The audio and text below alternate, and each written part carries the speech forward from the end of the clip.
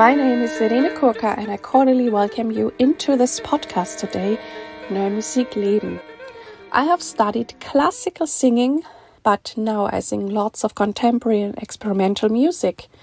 And if you would like to know more about me, please look at my website, www.irenequero.de. I also cordially welcome you to subscribe to my monthly newsletter. In this podcast, I talk about all-around themes around the new music world. I share with you the insights, the behind the scenes, and I really want you to bring the human beings out of this great world closer to you. And I hope to inspire you and even to empower you. And I thank you so much for all your great feedbacks that tell me which direction to go, what you really appreciate here, and also where I have touched and reached you or even motivated you to do certain things. I'm very, very thankful for all of that. I'm cooperating with the NMZ. That is the Neue Musik Zeitung, which is one of the most important German music papers, and you could also subscribe to it online. And I'm excited that there's so many great things going on, that this podcast is growing, that people listen to it really worldwide. I mean, we're coming into our 7th year, and if you would have told me that when I started, probably I would have not believed you. And somehow it grew so organic. I didn't do a lot. I just follow my impulses, my ideas, and suddenly we're here, and I'm really thankful for that. I'm also thankful that it happens that people listen to this podcast and then they also go to my website or listen to tracks by me where I sing on YouTube or my website, and then they even contact me if they want to work with me. And the cool thing is, the people who have listened to this podcast and then contact me to work with me, it's usually a match, because I think you know me so well and you already know if I'm the person for you or not. And if you then reach out to me, it's usually really, really amazing. And so in a way, even though I'm here sitting by myself and speaking into the microphone, we're quite close. And I'm also very thankful that now for a few months already, I have voice students from all over. And it's possible with all this online technology. So I'm really excited. I'm excited to sing in Athens this year, in Luxembourg, in Graz, and all great cities in Germany. So maybe I see you at some place. So today we have a great guest in this episode. Today I'm talking with the composer and professor Irene Galindo Quero. Hello. Hello, Irene Galindo Quero. I cordially welcome you into my podcast, Neue, musik, leben, today. Hello, Irene. Nice to have someone with the same name. And thank you. That's also exciting for me. I don't know if this is a typical name in Spain, but in Germany, my parents, you asked me about that, they're Czech. So they gave me this name because I think it's more common over there. And also in Czech tradition, they always give the oldest son the name of the father and the oldest daughter the name of the mother. So my grandmother's name is also Irene, and so on. But when I was a child, I knew no one whose name was Irene, and I always thought I had a weird name. And I only met then people who were like older than me who had my name. And when I figured out that we are the goddess of peace, I thought like, okay, this is an amazing name. Definitely. It's a good meaning, isn't it? How's it in Spain? Is it a common name or? No, it's more and more common. I think by the time my parents named me, this is because they're both classicists and they really like the meaning of the name. Irene used to be our goddess. And yeah, I think now it's relatively common, but in Germany, I've heard it's more like an old lady's name, which is also nice. So yeah, no, but I really stand by my name. I do like it very much. Yeah, great. Well, it's so nice to have you here today. And you're in Bern, I'm in Düsseldorf. And first, I would like to know from you, how did you find your way into this new and experimental music scene and music? Yeah, so these are two different questions. My way into the experimental music, also called neue musik, was completely blind. It was a blind step. And when I think back, I'm quite surprised myself because I just enrolled in the conservatory to study composition after I finished high school, and nothing pointed into that direction. Actually, I was a very good student in science. Everyone expected me to do some kind of physics or engineering studies, and it was not very welcome my decision to do music. But I got it started developing when I was a teenager. Like I think it's the case for many people, that I started taking music more and more seriously, something that was present in my life since the age of 6. Started violin, and 2 years later with the piano. And I was not a particularly good, I know I was not particularly talented, I must say, with music. And funnily enough, I chose that as my vocation, maybe because I saw it also as some kind of challenge. No, I was good in school, it was easy, and this was more challenging in a way. Yeah, I started being more and more intrigued by music, especially after having my first harmony lessons. We have a very good system in Spain, I must say, of the conservatory, the public conservatory.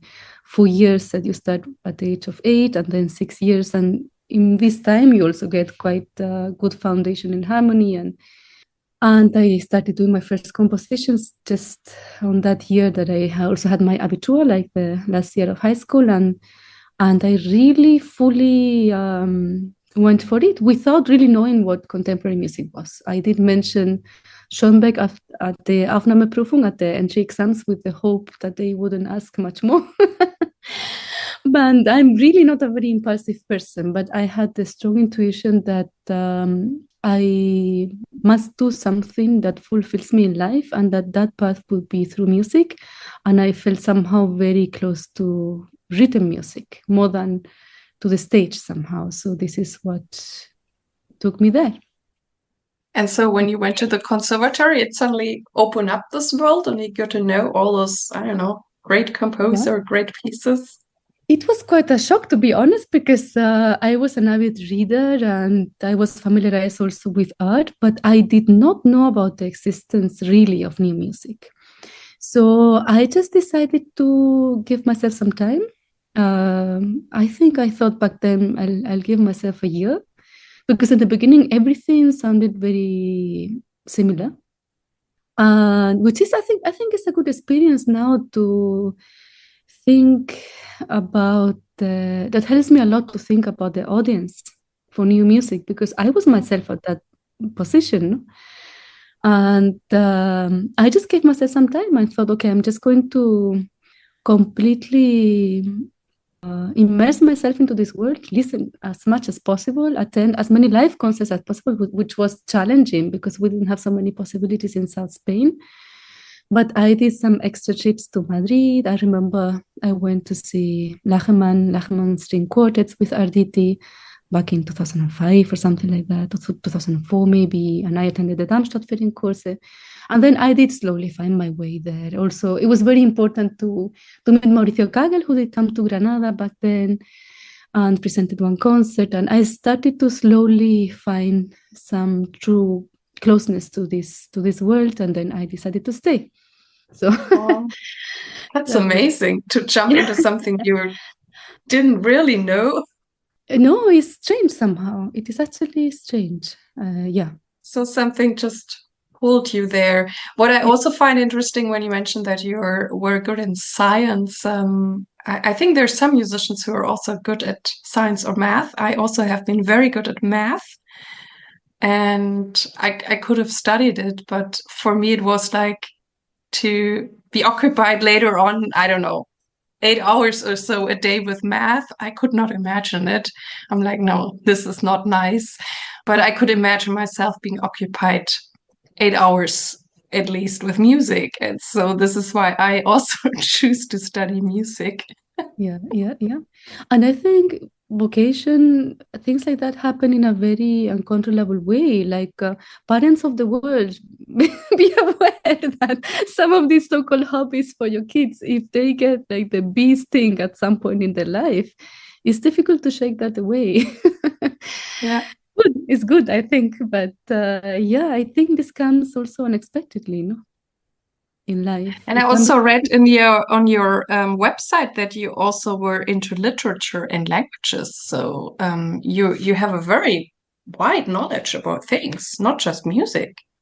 Yeah, well, the science part I think is very much forgotten, but literature definitely plays an important role in my life. Mm-hmm. And then it also accumulates in music theater, right? Because you also write on your page that you like doing music theater a lot. Yeah, What is the definitely. fascination about it, or what draws you to music theater? Yeah, both music theater and also I work very, very closely with my very good friend, the Spanish poet Angela Segovia. And well, first, maybe I'll mention that we've been friends and collaborators for a long time, for more than 10 years now. And I think sharing the creative process with someone so closely has been, I'm just very lucky for that experience. And sometimes I wonder, why is that the case? It's of course something again uncontrollable, that you meet someone that you just have this common path with, so to say. But it's also interesting, I think, that I found literature in general such an important light, so to say, in my life. And I think it's also not a coincidence that it's not music, because sometimes one needs to step out a little bit to re-encounter things in their own terrain. It happens, I think, also with the place that one comes from. Sometimes one understands much better their homeland or after stepping out, no? Like, I think I got to know much better South Spain, where I come from, Granada, Andalusia. I got a better understanding from my own place after stepping out of there. That's something. Yeah, that happens very often. I mean, I also did study in the United States and in Canada, and it changed my perspective to Germany, and I could appreciate certain things even more. And I mean, you're still, on your way somehow. I mean, you're in Berlin, you're in Bern, you are Spanish. Yeah. So definitely same, I think, with literature and music. I think the stepping out of my home, which is supposed to be music, and helps me a lot to actually understand music better. And in the case of music theater, it was a very early discovery, so to say. Like in the beginning, what I mean with early discovery is that at the same time that I was discovering what new music was at all, I had this encounter with Mauricio Kagel and his music, and I was just fascinated. It was I could not imagine that music could be somehow an instrument to expand these ways of narrating and finding new forms. Also, it opened up completely also the concept of form and the expectations of a normal concert setup. The weights also of image and music, and not necessarily being then music background to an image or the theater project, but also to play around with those wedges and those hierarchies. I always found that very exciting. Mm-hmm. And since you also write for music theater, you also write for voice, and I'm a singer, so I'm always curious, how's it for you to write for voice? Because for some composers it's easy, some of them sing themselves, and some are also kind of afraid of writing for voice. How's it for you? It is extremely challenging because it's just basically so human, right? And at the same time, there is also this maybe romanticized image that all music comes somehow from an imitation of the voice, right? I also learn Indian classical music, and it's interesting that this concept is shared also in that music, that somehow all instrumental music departs from this kind of imitation of the human voice. I don't know if that's true. That cannot be proven, but there's something in the human voice that is just charged with so many more things than the pure sound, I think. I've been always a big fan of Leos Janáček music, and his whole theory of speech and music has influenced me enormously. Like, I always found it also extremely sweet, the idea that he would walk around recording conversations not recording back then, sorry, transcribing. And he had this tool that he developed himself, like a kind of, how do you say in English? Stoppuhr, like a chronometer, no? Clock watch. I think it's a clock watch. Clock watch, yeah, okay. And that because he truly believed that there is just so much information in the way we say things. Not just about what do we say, but how do we say that? And thanks to that also, we can have irony, for instance, or we can detect lies, and we can be also playful around that. Like, it is really not the same. If I think there is this example of he just paying attention to these women at the train station waiting for someone to arrive, and one of them saying in a very normal neutral tone, so to say, oh, it seems it's running late, and the other one saying nervously but trying to sound like uninterested, he probably won't come.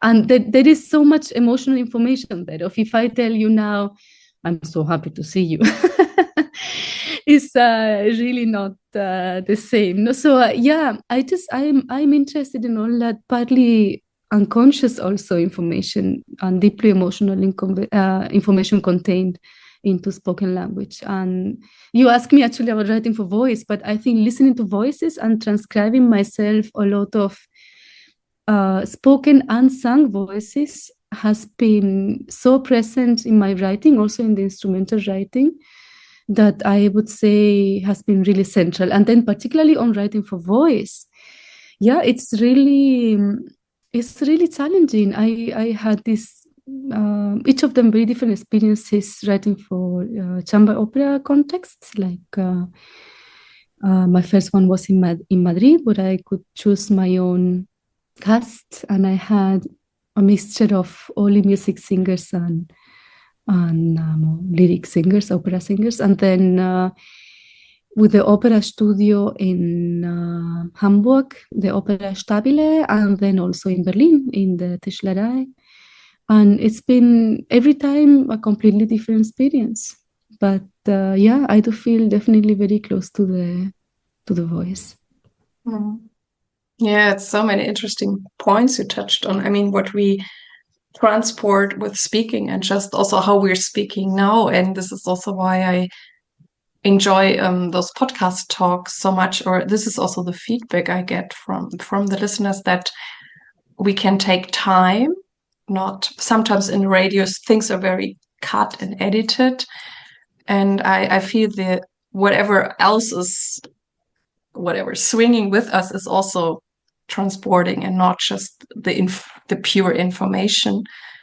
And with singing voices, I mean, I'm also fascinated by any colleague I hear, because everyone is so different, how they use their voice, what they transport, how they use their body.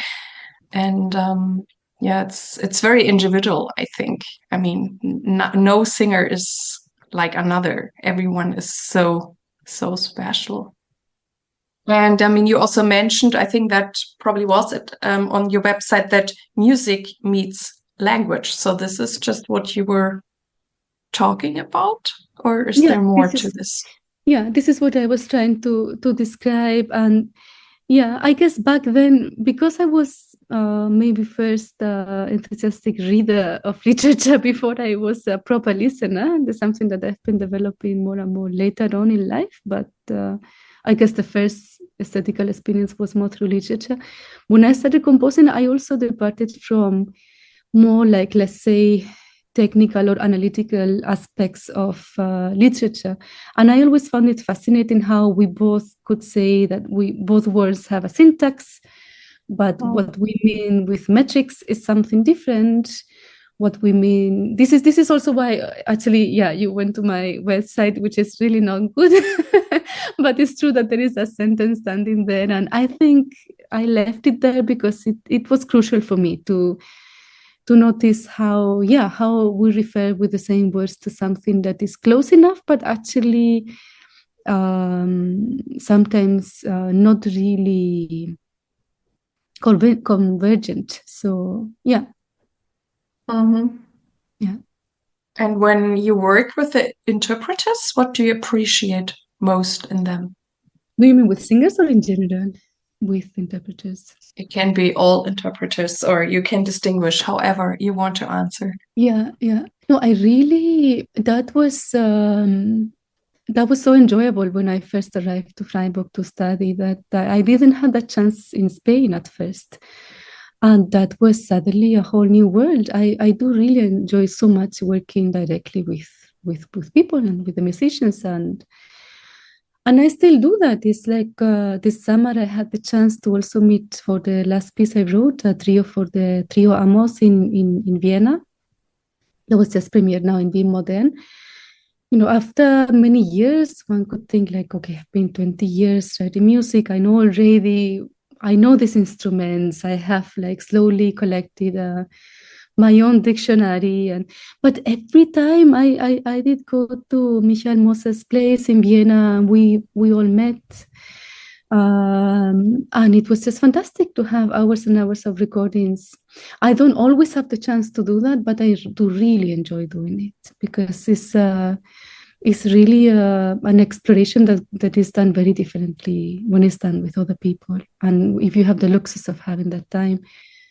And then, on the other hand, after the solitude of the process of writing the music, it's just always so exciting to then get back to the rehearsal phase and be able to materialize that, or to allow that music to manifest, so to say. And that only happens together, no? With the. It's interesting because I've been always thinking about it a lot recently, that the notation of my music is really so insufficient that I really do need this time to closely work with the musicians. I still didn't find a way to convey on written music exactly what I want, and I don't know if in 10 years, if I see you and we talk about this again, if I could tell you, okay, I did find something that was missing in the notation.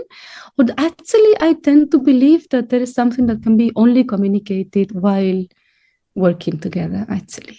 So yeah, which is very much about the sonic experience. In the end, there is some element of orality to that, I believe. So yeah. I mean, I can feel you with that too, because I always feel when I interpret music and then there are the rehearsals, or even the first rehearsal with the composer, and even if the composer is just in the room and maybe she has not even said a word, it already changes something.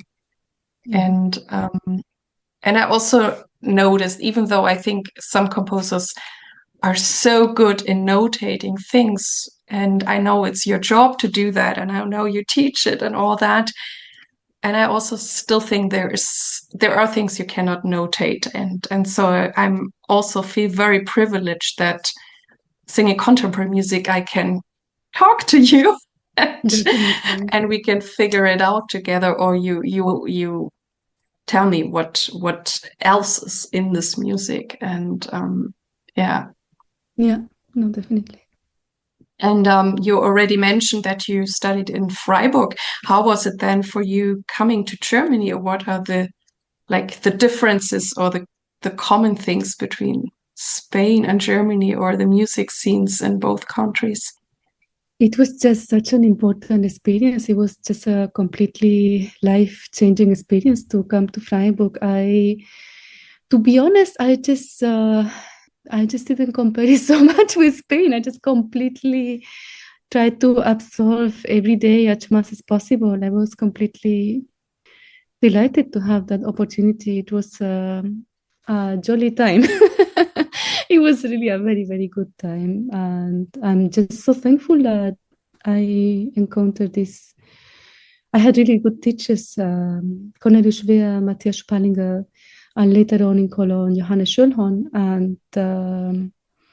and plus all the environment of those Hochschulen with, like I was telling you before, the first opportunities to really work together with some of the students and develop both those friendships and also the work together. And it was an incredibly formative experience. And so formative not only musically, but in a way of understanding the world. And I guess I did. I guess I did understand better Spain in that sense. It's not like I left it behind, but I did feel closer also in some ways to Spain also after leaving. Not in a nostalgic way, but it's true that things like music, like flamenco and all, continued playing a very important role in my life after departing, maybe even more seriously than before. And through comparison, it's just a very basic but very useful way to learn in life. So it's also fantastic that I don't know for how long, but in Germany, to start being aware back then of the grounds for the possibilities of the existence of new music. How is that possible at all? The power of the radio also, no? And the role that it played also in the development of new music, all those orchestras. But music was something accessible, and that, I don't know, one could go to an opera house as a student for 10 euros. Or, how was that possible, that social state permitted also the existence of such experimental art and music and network of so many people making music in so many different ways? That was very, I think it is actually very, very special to Germany and maybe some other Central European countries, but not so common elsewhere. But I also learned to appreciate much more that first education that I was referring to, like the access to music, public funded access to music from an early age in Spain is actually wonderful. And I didn't appreciate it so much back then. Like usual, no? Like one gives it for granted and it is not, nothing is granted, no? So it would be nice to take all the best from every place and bring it together. But not so easy. Also, the experience of living in a different language was very, very enriching. Like, I think in that sense, it was good to start in Freiburg, because I've heard from many colleagues in Berlin that it's really not that easy to learn German when everyone answers in English impatiently. So really to just dive into the language was quite an experience also. And I'm sure that when we already talked about language, that you also, I feel very different when now we're speaking English and I'm a native German and I love speaking English, but I feel different when I speak English than when I speak German or any other language. I think it also changes you somehow, because every language has their whatever own flow and energy and melodies, and also words, like the words that exist in some languages, and some languages they don't even exist because they don't even think about this. No, definitely. It's a different person. There is a funny, I mean, I don't know how funny is that, but I found it funny that Granada and Freiburg are partner cities. So when I walk by the Rathaus in Freiburg, the town hall, there is this sign of Granada on the floor. I was like, so if one jumps there 3 times, it's a tunnel too. But and the other thing I'm also curious is also maybe looking at both countries. I mean, you were a woman composer. Was it easy for you, or was it challenging? I mean, being a woman in general, not a woman composer, is challenging in today's world. That is the case. It's not an opinion, I believe. It's the case. If your question is more towards the difference between Spain and Germany, it is quite complex. Actually, it's interesting. It's full of contradictions because on the one hand, I would say that this kind of also times have changed, luckily, a lot. When I think back, what I try not to do much about my first period of studying composition in Spain, really horrible things in the environment there. There were some good things, of course. That's what I try to refer to when I talk about it. Like I also had a very good teacher there, Pedro Guajardo. But the environment was so extremely macho. But then, law-wise, Spain is quite advanced, I must say. I didn't know until recently that, for instance, the salary gap in Germany is bigger than in Spain. And there is this new law, I think it's pretty recent, for the last 2 years or so, the CSC, instead of no is no, is yes is yes, no, for consent. And also transgender law and all is really, really advanced in Spain. So it has this strange mixture of tradition of almost harassment in the street that is really much improved in the last years, and a culture that maybe also promotes that a little bit. But then, so apparently more macho, but then when one looks at the facts, there is also a lot of energy put to fight against that, which is maybe not always the case in northern countries, where maybe more has been achieved earlier, and then there is this kind of, I don't know. These are all too big generalizations, of course. Yeah, but there is a lot to do. There is a lot to do still. Like, you found it challenging for yourself, or were you just lucky? I really, I don't think one really can say as a composer only, because it is challenging to be a woman in this world. And I experienced things in my life that I don't think is maybe one day I will share more publicly, but I don't feel like doing it like this. But I have experienced real life-threatening experience even. So it is, and I wouldn't have experienced them when I have been a woman. So I cannot just say, it shapes your life to be a woman. And if you read the UN reports about equality, there's still such a long path for women to be one of the main, to talk about equality. I guess one of the main challenges would be to have more women on leading positions. And in order to achieve some kind of equality there, I think the reports say that we need at least like more 125 years or something like that to achieve some kind of more balanced outlook on that. So yeah, and as a composer, it's been generally I think the new music, the music world is still backwards, I think, compared with other fields like the arts. And we have, okay, now in this new role that I have since August as head of the mastering composition in Bern, I'm very much aware of this because I really care to provide or contribute somehow to have a healthy environment and a secure environment for everyone and a non-discriminatory environment. Exactly. But it is challenging. I mean, I have really great colleagues, but maybe because it is just there is so many things to be done in the everyday. When one looks back at the guests over the past years, they rarely had any women composers. So now I feel like, not because I am a woman, I think I would have done the same also as a man, because it's really a matter of everyone, no?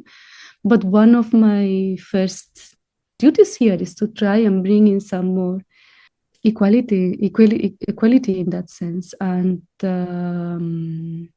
yeah, we don't have so many references, I think, in an older generation. Like for me, and I'm not calling her old because she's not yet that old, but encountering people like Haya Chernovin has been completely really, really important in my life as a young composer. I think I was 21 when I first met her, Much Lost Solitude, and I don't know if she knows herself how, not only because she's a woman, but that's only one big part of it. One needs references, right? And I've seen that also with my own students when I was studying not teaching back in Zaragoza. I was also the only woman in the department. And they came up to me to share all kind of very difficult experiences that were, many students can have difficult experiences during their studies. And also our field is a field that has this intimacy, this one-on-one teaching, and that can lead very easily to power relationships and abuses. But in that environment, it's often the women who have most problems. So... And is it now that a lot of women also come to you to study with you? Well, I'm just brand new here, so I don't know. We'll see for the new entry exams. But it's interesting. Right now I have 7 male students. And I think, I don't know how much of that is just happened like that, but from the enrolled students in our program right now, those who come with a background of notated music are men. Because our program is quite open, actually. We also have performer composers, and composers also more based on notated music or not. And we have quite a few women, but they're all performer composers. And for some reason, the, let's say, score-based composers or those who already had a diploma on composition are those who chose me. And right now I have 7 male composers. So yeah, I do encourage more women. But that's nice. They will be then very aware and find men.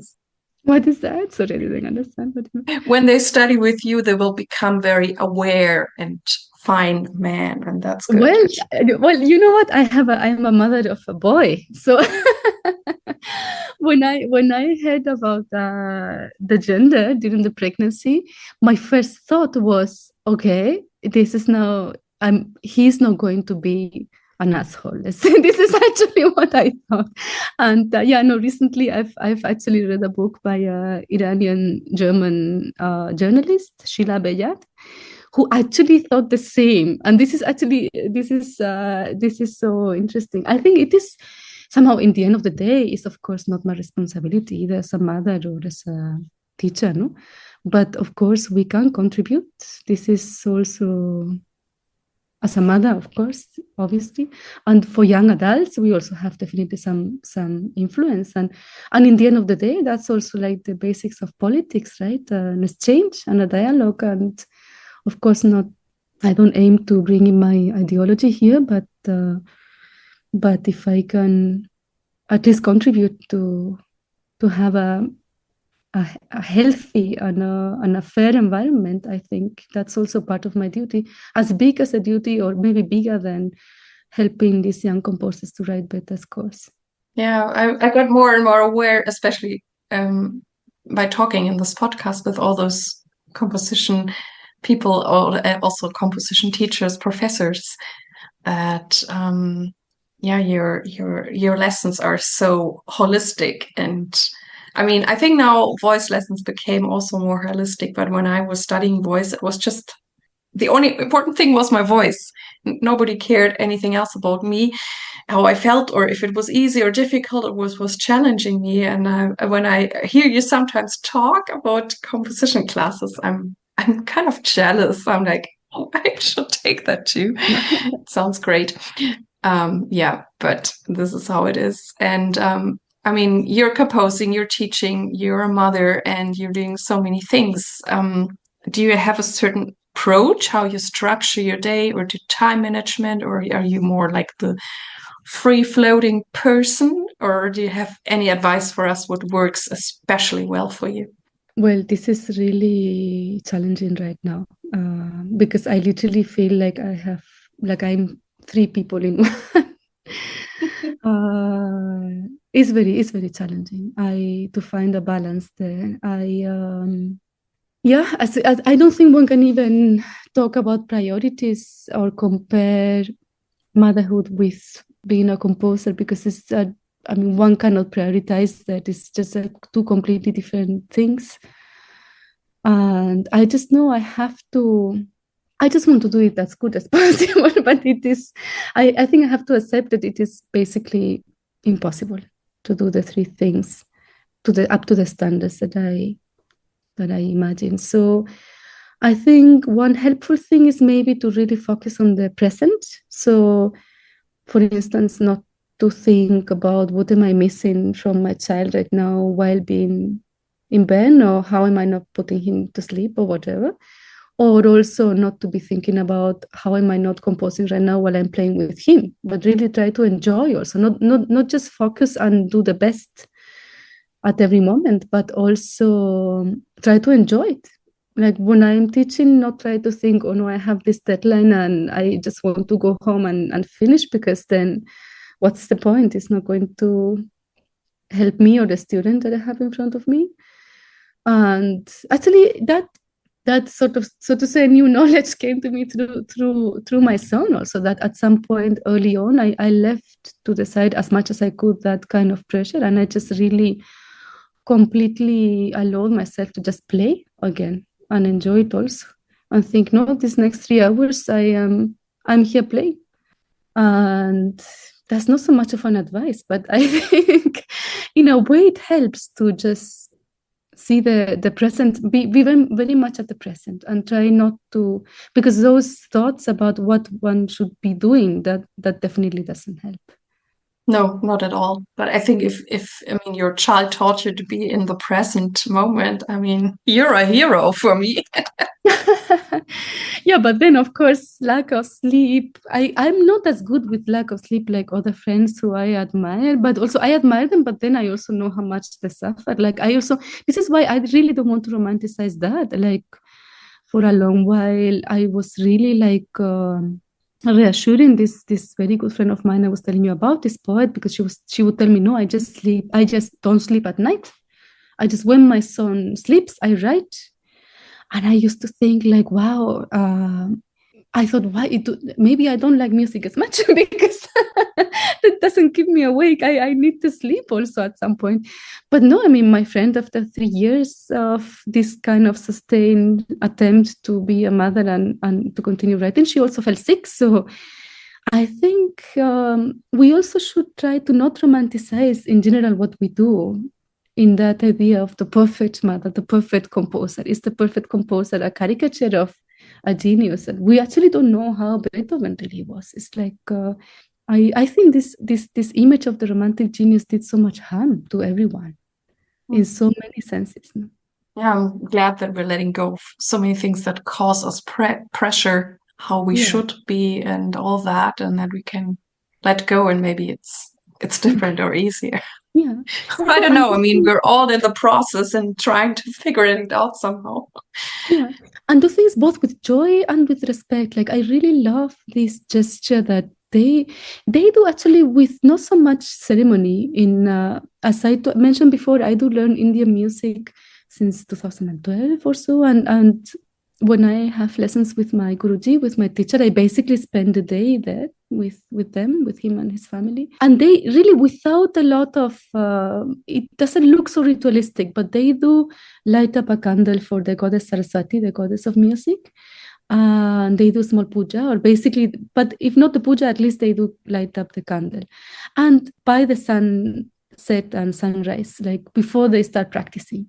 And I think it's a good way of reminding oneself that the music is there, floating, let's say, and I'm going to be respectful both towards myself and towards, because it's, in the end, it's your time, right, that you are spending in this way, and towards the music itself as an abstraction. I really love that.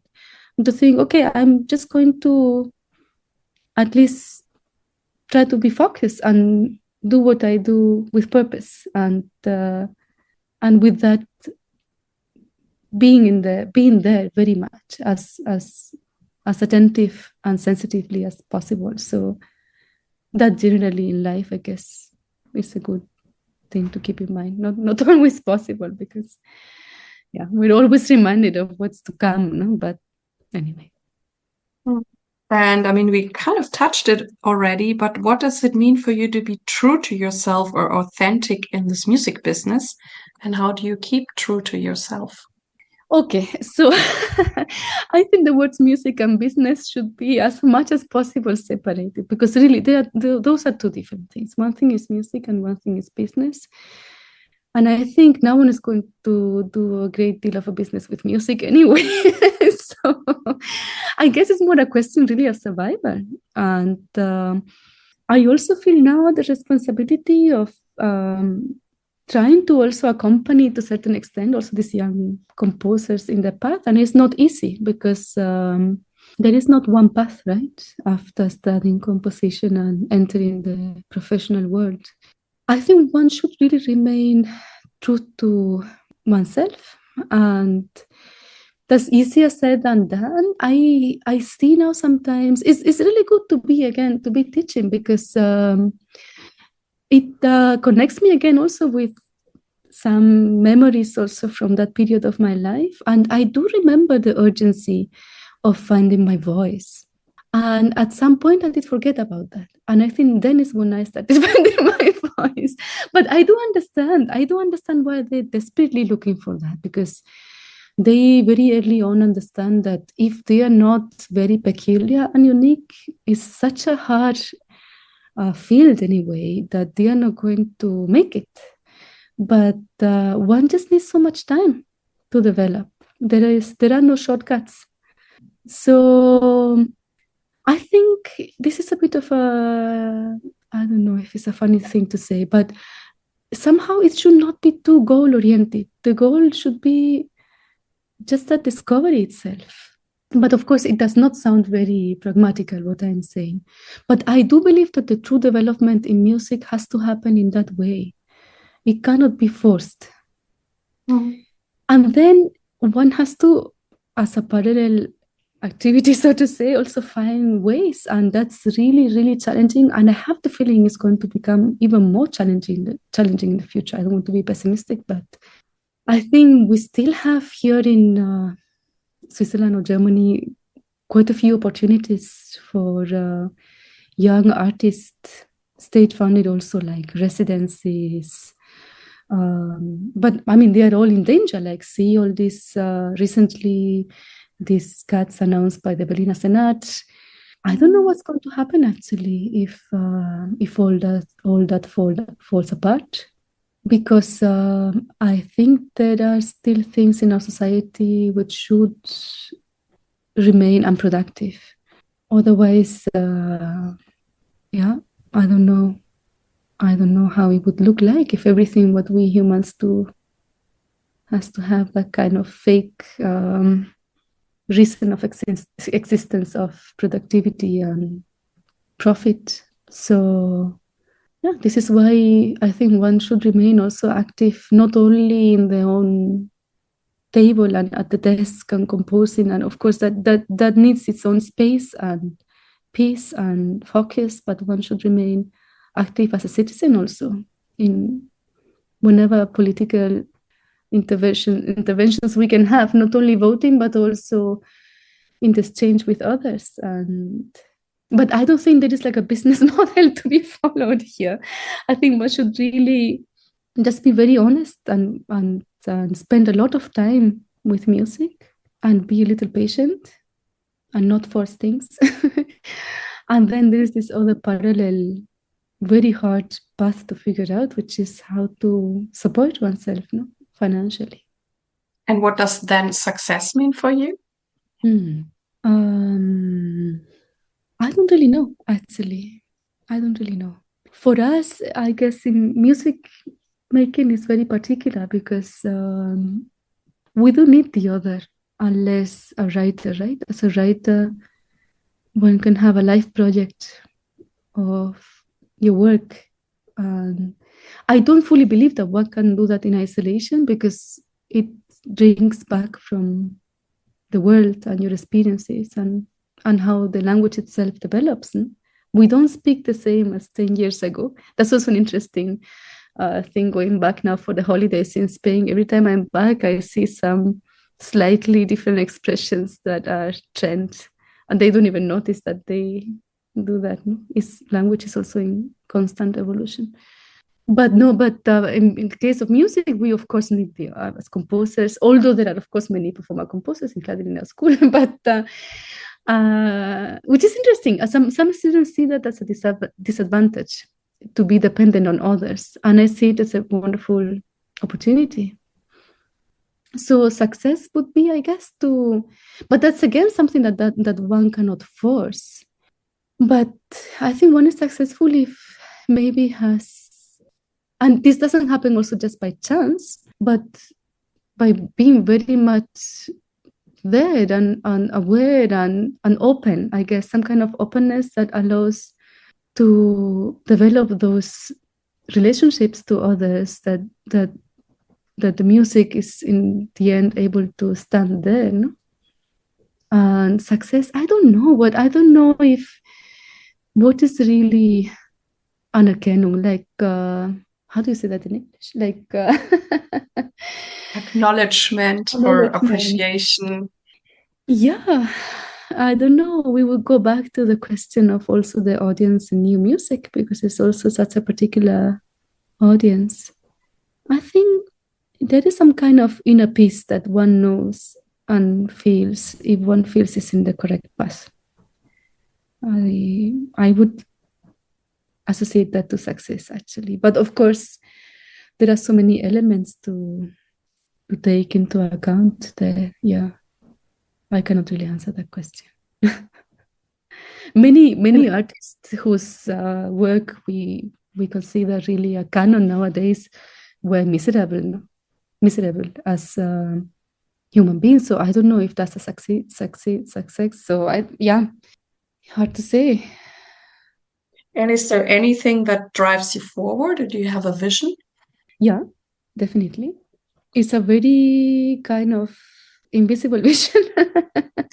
But I do definitely feel something. It's like a thread pulling there, no? I think there's an interesting moment in the development of a composer. I don't know if other colleagues would share this experience with me. As a student, I guess one wants to discover the world every time with a new piece, right? And there is some moments in life when, at least it happened to me, that I started seeing the sisterhood of my pieces. I started, like, maybe I was about to finish writing one piece. I don't remember which one that was. And then suddenly I understood there was a sister piece and another piece. And then this is, I guess, when one starts realizing that without looking for it, one has started to develop a language, or that one is actually living in that music. So I do believe that I am a better composer, since that is being also a parallel development of becoming a better listener, actually. And listening is a very big part of my everyday practice. Like this is also why I think transcribing has played an important role also, as a kind of an exercise of focusing and listening very much into details and developing certain tools, and maybe only extracting one part of what I was listening, like some kind of like partial listening within the listening, and like all kind of sub elements there. So I have a vision, but I think it's a bit delicate to talk into detail about it, because I think one can feel it. But again, like the development advice that I would give for young composers, I don't think that I can see where it is going, but I don't really know it yet. It's like, also there is this analogy that many times also Indian musicians I've heard using, is like learning a raga or learning music in general. I think it's like learning a person also. And a person has many facets. And maybe for a painter, I don't know, after 2-3 meetings, can do a proper sketch of how that person looks like, even without having that person in front of her.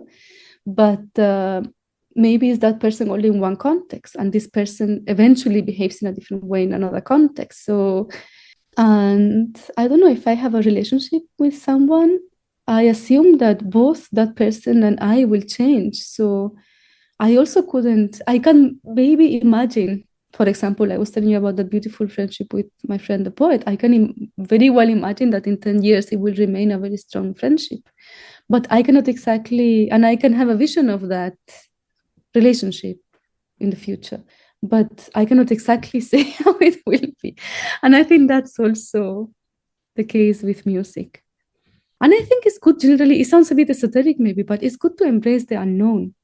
It brings us back to being a bit, and I don't mean with that because there is a contradictory element here, because I very much assimilated in Freiburg this idea of working in a way counterintuitively, because our intuition could lead us many times to just like the very classic dramaturgy paths or developments. And it's very, very good, I think, to be aware of how unconsciously we just have in our DNA all the shapes and the weights of the tradition, right? But then I think once one has spent more time with their own music also, it's good sometimes to abandon oneself to that unknown kind of territory and to be actually happy about that, about not playing with that and staying there, not necessarily with that intention of being always deciphering things, but enjoying actually the veil. Wow, this is great. Wow.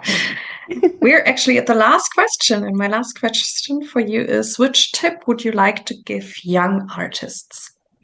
Yeah, well, in the end, we've been talking about young artists quite a bit. So, and again, yeah, I don't want to sound here like too idealistic because I know, but again, like you were asking, how is it being a woman composer? And I think this question really leads back to how is it being a woman? And young artists is like really young people, no? I think it's both like, there is this tip that also one of my teachers, Matthias Spalinga, told me once, which is like, wake up in the morning and really do whatever you really want to do. And if that's composing, then just go to the desk and compose, and only leave the desk if the revolution comes knocking to the door or something like that. But so I think it's a strange mixture between both that kind of, I think, okay, this is important. This point is, I think that was important for me to realize at some point. It's more, and I have to find now the English word for that, like an offer, more an offer than trying to impose something to the music. Yeah, this is the funny thing between languages. I wanted to convey that I think that it has both this, for the young artists in general, having this determination to really focus respectfully, being respectful towards music and towards yourself in that commitment, let's say, but at the same time being aware as much as possible of the world. And because I think otherwise it's just not possible. It's not, it's formulated in a way that sounds egoistic. If we don't have this political exchange, the space left for the arts in the state will disappear. But it's not only the space left for the arts. The space left for the arts happens to be, as I said before, one of the few non-profitable spaces, right? And it will shape the way we live. So, and again, music is a space of exchange. So we should also be aware of how livable we're doing that space and how respectful also we interact with each other in that space, so that it's also a reflection of the world we want to live in. And then, yeah, I think then aesthetically, so to say, or in not aesthetically, but in their own development, it helped me to change a bit the perspective, that I'm not trying to force this music into something that defines me, or into something that helps me find that job or helps me get that commission. But it's the other way around. It's like I am in this role more of rendition, so to say, of serving, and giving something.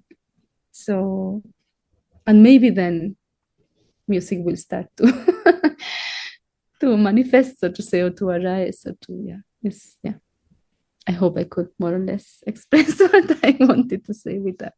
Not imposing. Yeah, Irene, I thank you so much for this wonderful talk today. And I hope to meet you someday. Yeah, definitely. Yeah. Not just your wonderful Spanish colleagues. Yeah. And thank you so much. Welcome. Thank you for inviting me. This was the interview from today. I hope that it inspired you. And please send me your emails, send me your feedback, because I love to interact with you. Thank you very much that you tuned in with me today. I really, really hope that you liked it. And please tell your friends and colleagues about this podcast. I thank you very much. I wish you all the best. Live your music, live your life, and see you next time. Yours, Irene.